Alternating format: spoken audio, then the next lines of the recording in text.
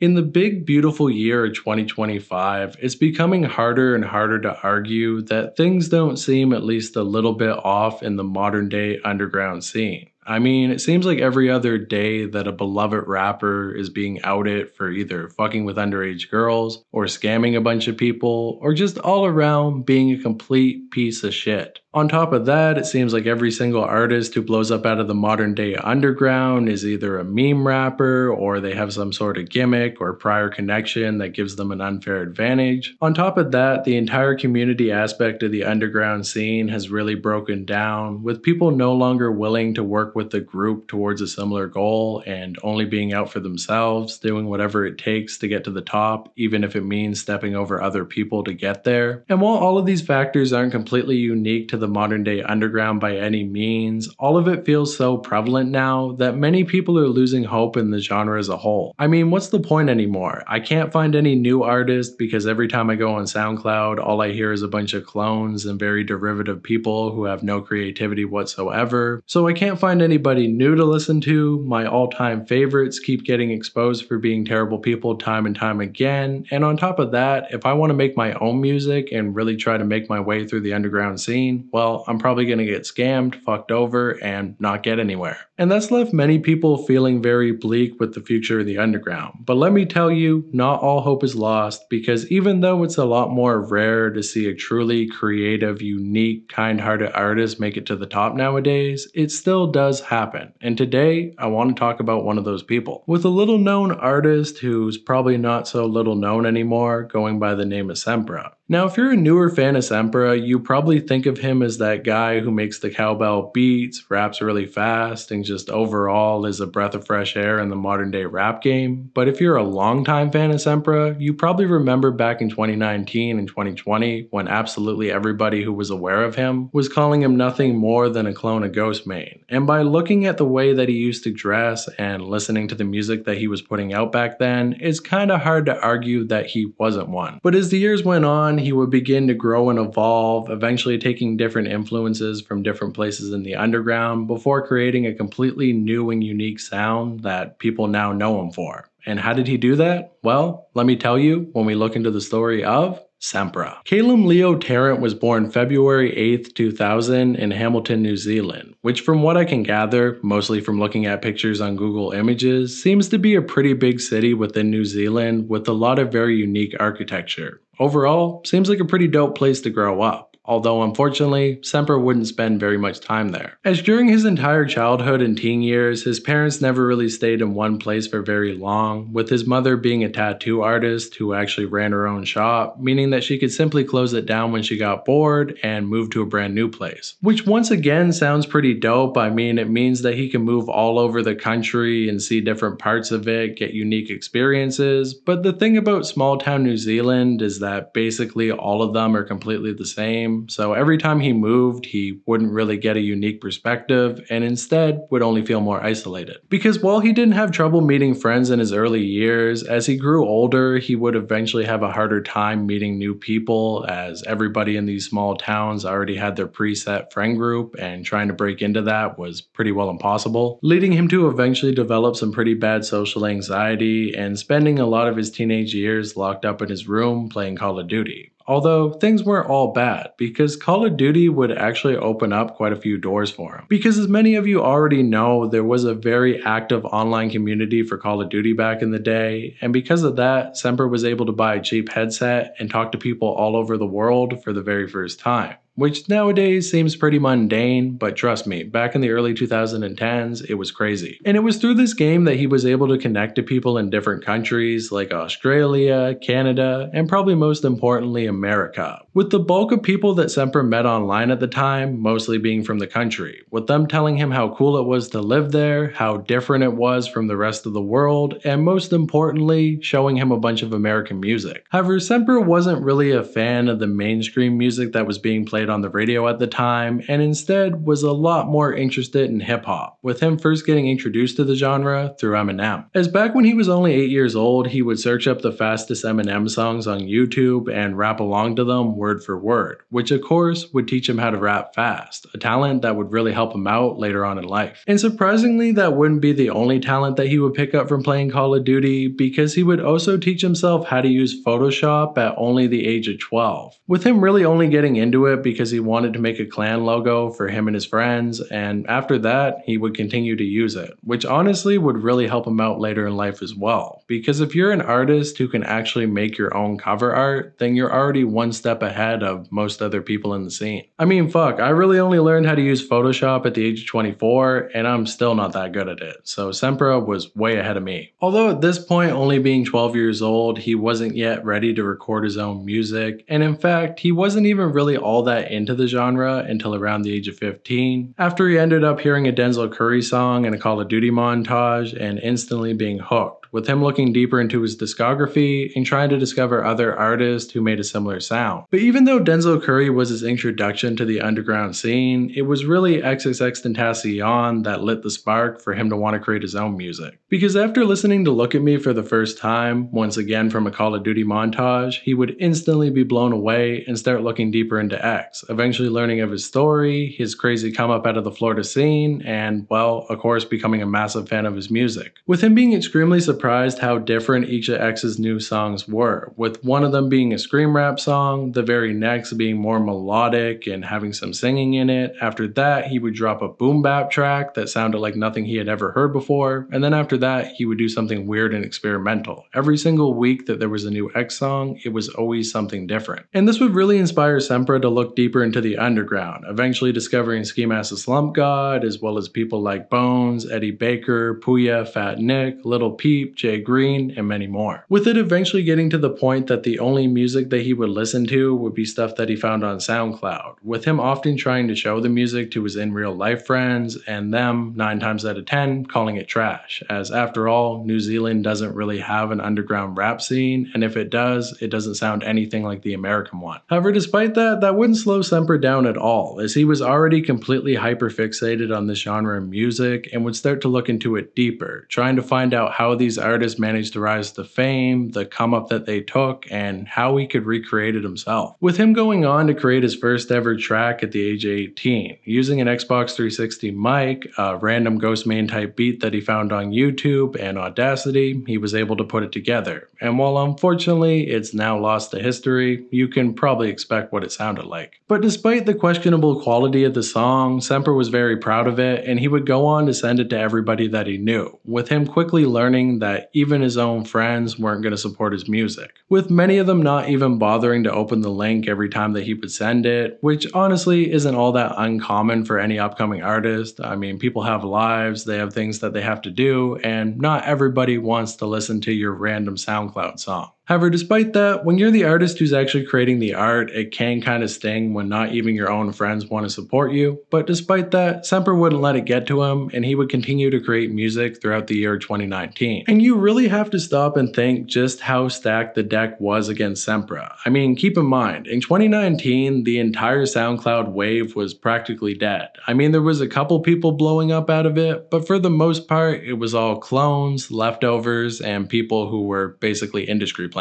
On top of that, Sxmpra was all the way out in New Zealand where nobody was really interested in rap as a whole, especially not this type of rap, so he was definitely coming from absolute zero. He would explain this entire process as trying to climb a ladder that's covered in baby oil, and every time that you actually get a little bit higher, somebody throws a rock at you and you fall down again. And by all means, it really seems like Sxmpra never should have been able to rise to the top, but despite that, he would find a way, with him graduating high school at the age of 18 and immediately going into university to pursue a degree in the arts. And while he was going to school and working on music, he would also pick up a bunch of full-time jobs, which he described as being a shit kicker. Not sure what that really means, but basically I think it translates to being a bum job, something that you do without a degree, which there's nothing wrong with that. That's what I do, but at the same time, not something you want to do for the rest of your life. This included painting houses, cleaning trucks, being a dishwasher, and serving people drinks, with most of these jobs taking place outside in 100-degree weather, which of course was pretty shitty. But despite that, Sxmpra wouldn't let it get him down, as after all, he knew this was only for a period of time. The whole reason that he was working a job that he didn't like was so he could fund money for his music career, help promote himself more, and eventually be a full-time musician. And honestly, I think Sxmpra did it the perfect way. There's so many upcoming artists nowadays who don't want to work a 9-to-5 whatsoever. They think they're above it, but despite that, they also don't want to put any money into their music whatsoever and still expect it to somehow take off. Which, sorry to rip the band-aid off, but that's never gonna happen because unfortunately the entire music industry is basically pay to play nowadays. If you want your music to get listened to, you have to get it on a playlist or get it posted on a YouTube channel that already has a bit of buzz. People have to pay to be openers. People have to pay for everything.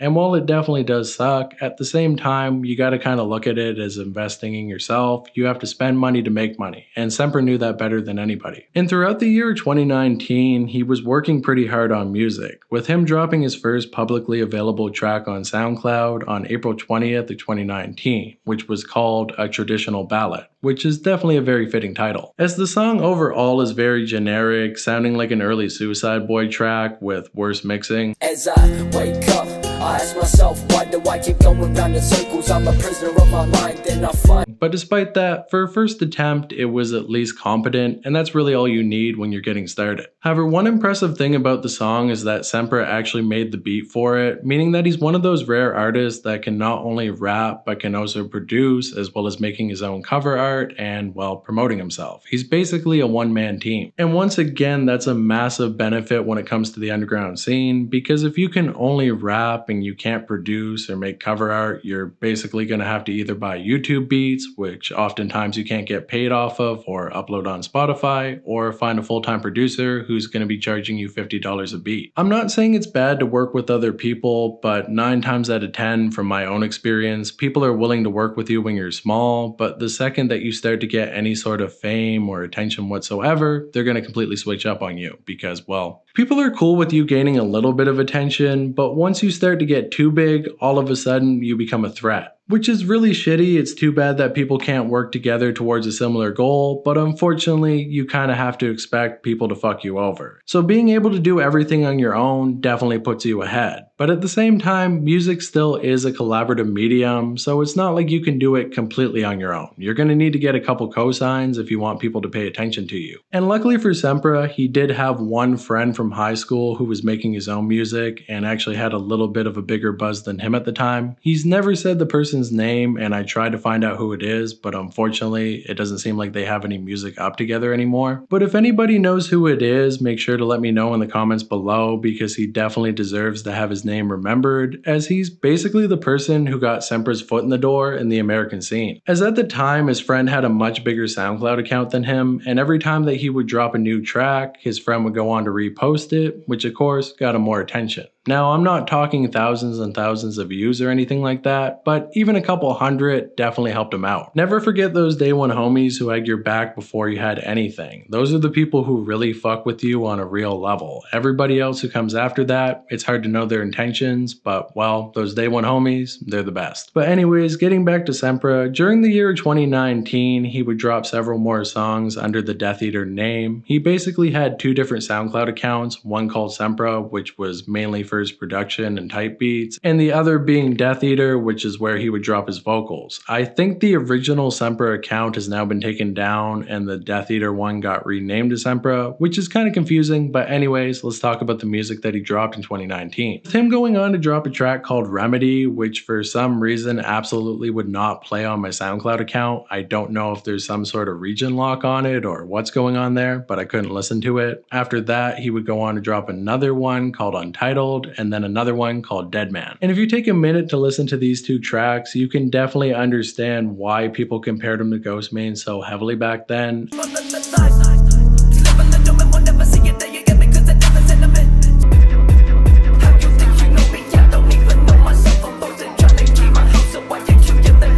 I mean, not only is it a similar rhyme scheme, but even the vocal inflection is very similar, which is pretty par for the course for anybody starting off. They're oftentimes going to copy their favorite artist, but at the same time, very derivative. However, by the time that he dropped his next track, called Whispers of an Abyss, you can start to hear him moving away from that Ghostemane style. I mean, it still sounds very similar, but he's at least putting his own unique spin on it, which is good to hear.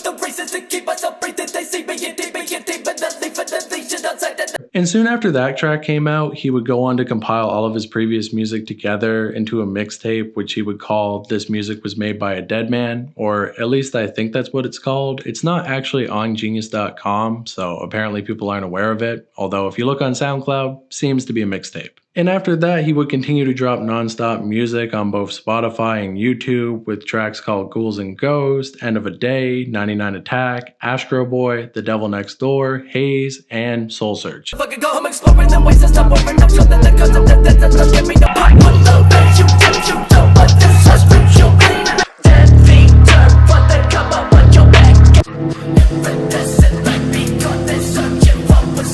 Yeah, that's all of the music that he dropped in 2019, I'm pretty sure. And after listening to all of them back to back, yeah, they're all pretty derivative of Ghostemane. However, as soon as 2019 came to an end and 2020 would kick off, it seems like Sxmpra finally began to find himself, because the very first track that he dropped in 2020, which was called Demon, is very different than all the rest of the stuff that he was putting out. Now, is this the best track in the world? No. Does the beat kind of sound like somebody farting out TNT from Minecraft? Yes. But is it at least unique and kind of catchy? Yeah. Honestly, it's the first track from Sxmpra that I genuinely like. Soon after that, in February 2020, he would go on to drop his first official mixtape, which was called War of the Worlds. And honestly, after giving it a listen, it's more of the same.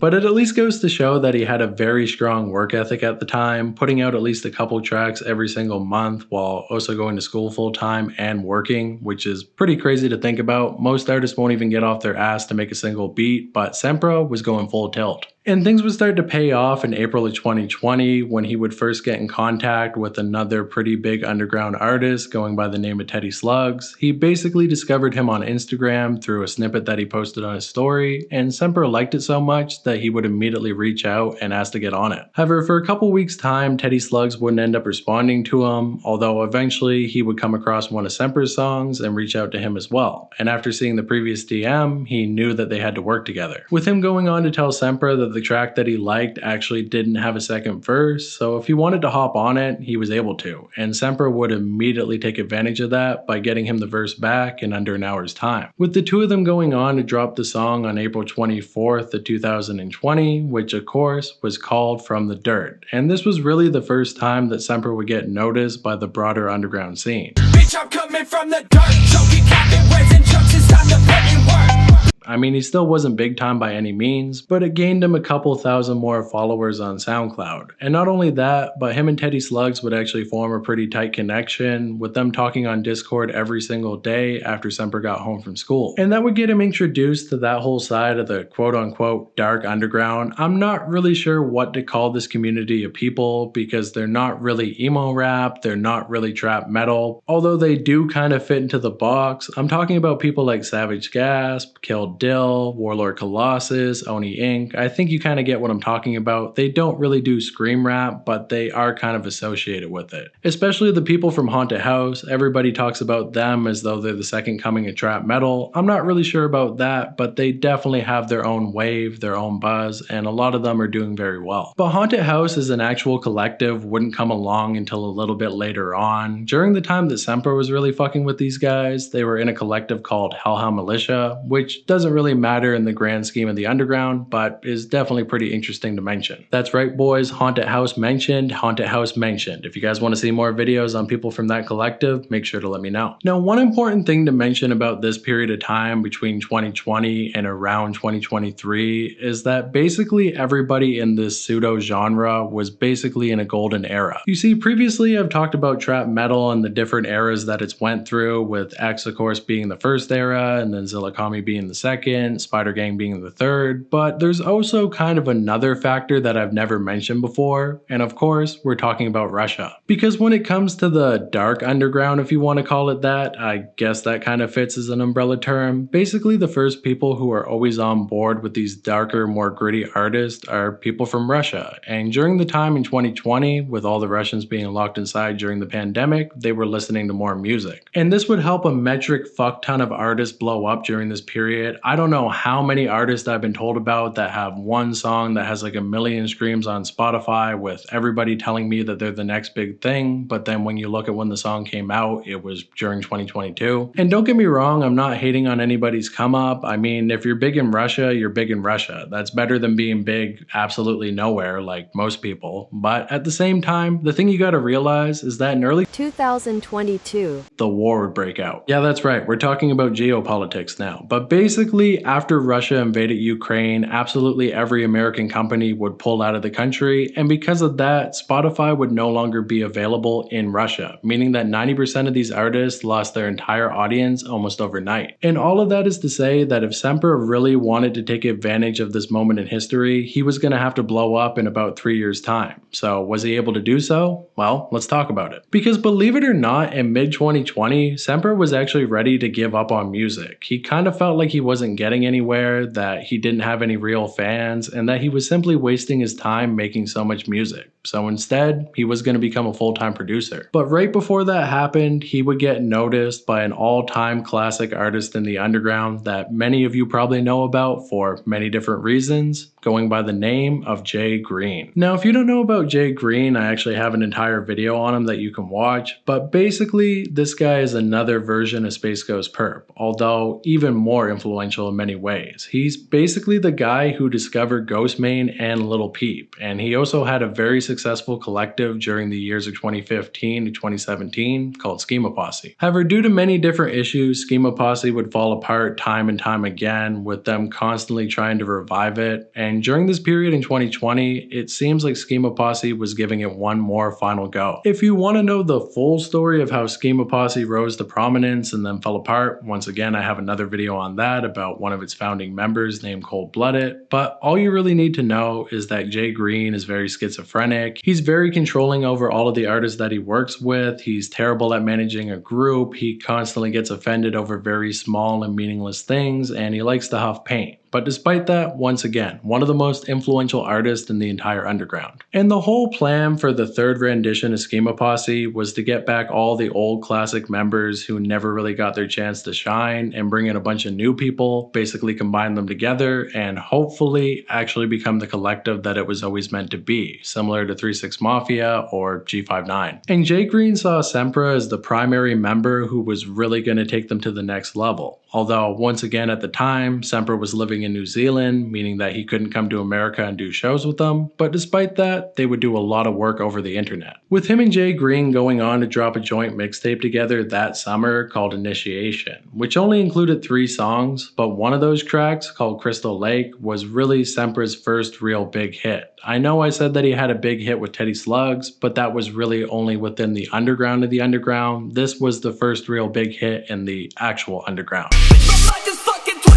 I know it's kind of confusing, but look at it this way. If you get a feature from Teddy Slugs, you're going to get connected to people like Witch House 40K and Warlord Colossus. If you get a feature from Jay Green, you can get connected to Puya and Fat Nick. And well, of course, he would end up getting connected to Puya and Fat Nick. At the time, he wouldn't meet them in person yet, but being able to talk to them in DMs was a pretty cool feeling for him. And it wouldn't be long before he would make even further connections within the underground. In September 2020, he would go on to drop a track with Warlord Colossus called The Fallen, before then appearing on the Schemaposse Halloween mixtape on several different songs, which of course was a massive hit within their fanbase. And it was really during this time that Sxmpra would start to get noticed on the wider internet, with many people in the Schemaposse subreddit calling him a clone of Ghostemane. and not only for the type of music that he was making. It was also the way that he was dressing, the way that he carried himself, and his overall aesthetic. Although you gotta keep in mind that Jay Green was completely obsessed with Ghostemane at the time, not being able to let it go that they were no longer on good terms, so it's probably very likely that he was trying to turn Sxmpra into the next Ghostemane. And it wasn't long before other members of Schemaposse would start to notice how much favoritism Sxmpra was getting, which would lead to a lot of issues within the group. Although once again, Sxmpra was all the way in New Zealand, so he wasn't really paying too much attention to all of the inner conflict within the group. And as 2020 came to an end and 2020 began, he would really start to hit his stride, with him putting out 2 mixtapes called Vendetta and Human Nature, with the second being a more lyrical project that people didn't really like, although after listening to it a couple times, it's definitely pretty unique for Sxmpra. It's not the most catchy project in the world, but if you actually take the time to sit down and listen to the lyrics, it's pretty interesting. But honestly, who has time for that? Let's keep it moving. Because in between the release of these 2 projects would come Sxmpra's most important song ever, which of course was called Holy Smokes. And for those of you who don't know, you're probably asking, what made the song so special? Did it have a big time feature? Was it different? Well, yeah, it was different.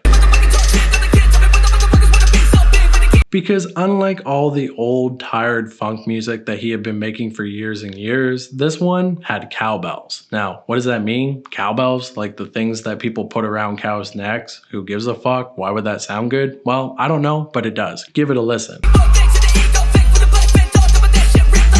Yeah, the song fucking rocks, and because of that, it would quickly rise to 100,000 plays on SoundCloud and Spotify, giving Sxmpra his first real breakthrough hit. Now, he's had his hit in the underground, his underground hit, this is his breakthrough hit. Make sense? Okay. And I'm not really sure if Sxmpra is the one who actually pioneered this type of beat. I'm sure there's going to be 1,000 comments of people telling me, no, it was actually this guy back in 2010. But either way, Sxmpra is the one who made it popular, and he would continue to ride that same wave all the way throughout 2021. Because by December of that year, he would finally put out his real breakthrough track. Now, Holy Smokes got him the attention that he needed, but Cowbell Warrior would be the one that would really get everybody's eyes on Sxmpra. With the track going on to get posted on Trash AMV and running up a very impressive 37 million plays, which is honestly fucking crazy for a modern day underground rapper who has no prior success. And why did the track blow up the way that it did? Well, I guess it was at the right place at the right time, with Sxmpra even going on to say that the track was meant to be a joke, playing off the whole cowbell sound that he had pioneered previously and taking it to its fullest extent. And honestly, I want to make a joke that gets me 37 million plays on YouTube, because holy fuck, that track really took off. And before long, it would start trending on TikTok as well, only taking it to the next level. And of course, with it now being 2022, Sxmpra could finally go out and do shows in person for the first time ever, with him actually going on to meet up with Puya and Fat Nick in real life, taking this absolutely awful plane trip, with him basically having to go from New Zealand to Australia to America, then to Miami, which is allegedly part of America, but are we really sure about that? Do we know that for an absolute fact? And once he got there, he would do his first ever performance, which he was absolutely terrified to do, as after all, he had really bad social anxiety, and even though his numbers were going up on his music, he never really had to leave his bedroom before. But now he was here in real life, it finally felt real, and if he got up on stage and the fans didn't fuck with him, well, he was gonna give up on music. He felt like if he couldn't perform and actually do a good job at it, then he wasn't meant to be a musician, which is absolutely insane considering that he already had a massive hit, but well, that's the way that he felt. But lucky for Sxmpra and all of us, it would all end up working out. Everybody in the audience was singing Cowbell Warrior word for word, and at that point, he knew that he had made it. But now what do? I mean, you have one of the biggest tracks in the entire underground, you have loving fans and people who want to hear new stuff from you. How can you possibly follow it up? Well, you gotta do a remix. I mean, after all, the song's doing well, everybody's gonna want to hear somebody else get on the track. So who are you gonna use? Warlord Colossus? Maybe Teddy Slugs? No, somebody even bigger. An artist going by the name of Ski Mask the Slump God. But how did he possibly land this feature? I mean, I know that Cowbell Warrior was a big track, but it kind of seems out of nowhere. Did he pay him for it? It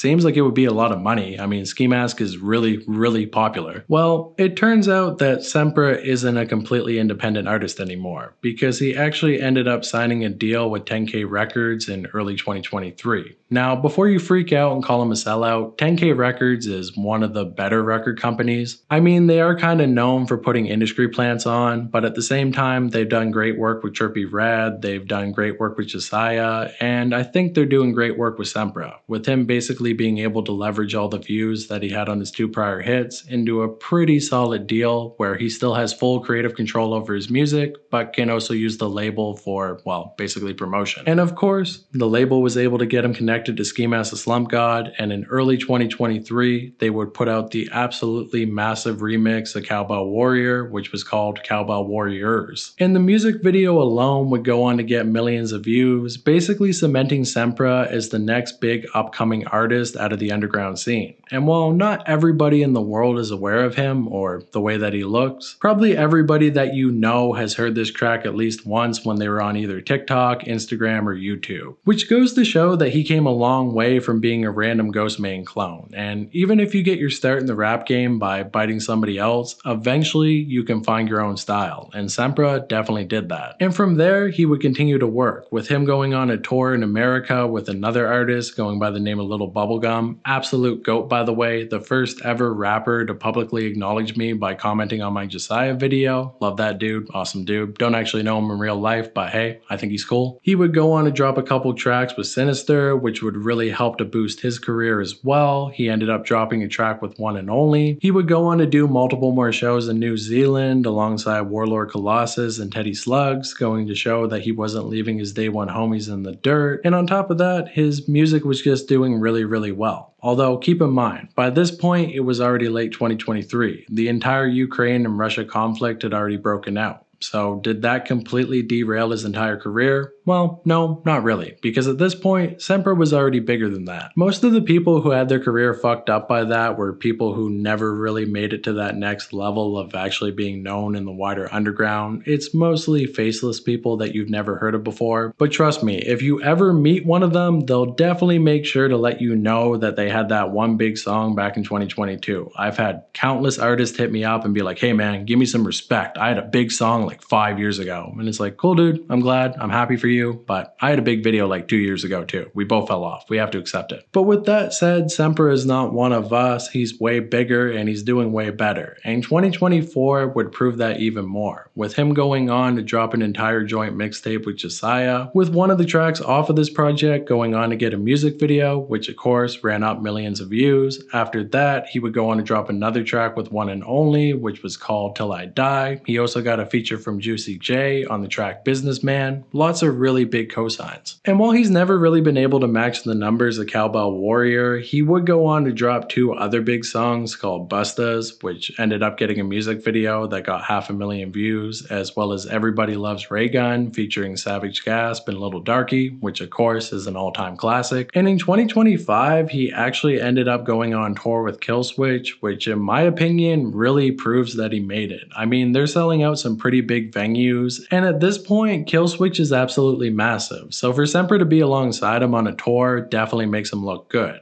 Although it does leave me waiting and wondering, when is he gonna put out an album? I mean, he's put out a couple small mixtapes, but we've never really gotten a full body of work from him. And I would say if Sxmpra ever wants to get to the next level, we definitely need that. I mean, I know he might be a little bit worried that it might not scream as well as all of his solo tracks, as after all, people don't have the attention span to sit through a whole project. But Sxmpra, trust me, the streets need that. That's definitely going to be an absolutely massive project when it comes out. You could have features from Killswitch, Sinister, Savage Gas, maybe even Little Darky. I think that would go absolutely crazy. And if it comes out sometime in late 2025 or early 2026, well, trap metal might be back, baby. Not really, but hey, it at least goes to show that the underground is still alive and thriving in some capacity. And honestly, I don't think it could have happened to a better guy. From what I can tell, Sxmpra seems to to be very humble. He seems to care about his friends. He hasn't let all the fame and fortune get to his head. And because of that, like I said, I think he really deserves it. And with people like Sxmpra at the top of the underground, I think we're looking at a much more brighter future. I mean, Killswitch seems to be a good guy. The Suicide Boys are on a brighter track. We got Sxmpra coming out and getting big. A lot of positivity, a lot of good stuff going on. Oh yeah, and for those of you who are wondering and didn't watch the other video, Jay Green completely fucked it up. Yeah, he completely screwed the pooch on this one. He had the chance to get another big artist under his belt, and he once again let his ego get in the way, which I guess is the overall message of the video. Stay humble, stay composed, be a good person, work with people that you like and appreciate, and make good music, and you might be able to get to the top of the rap game. It worked for Sxmpra, and it could happen for you. Like, no, for real. I really mean it. I really mean it. It's actually a positive video. There's no late game stinger where I'm randomly going to say some negative shit. I know. Crazy. So with all of that said, that's basically the entire story of Sxmpra, the Ghostemane clone who became so much more. So shout out to Sxmpra. Let me know what you thought of the video, if there's anything that I left out. Sxmpra's kind of a mysterious guy, so there's definitely a possibility that I missed some sort of factor, but if I did, let me know in the comments below. Subscribe to the channel. We're trying to get to 31K. We are so back, boys. Knife gang, delete this gang, burger gang, leave a burger emoji, and I will see you in the next one. Tell me who you want to see next. We're back to the docks, Halloween season. All that said, peace out, bye, doo-doo-doo-doo, ah.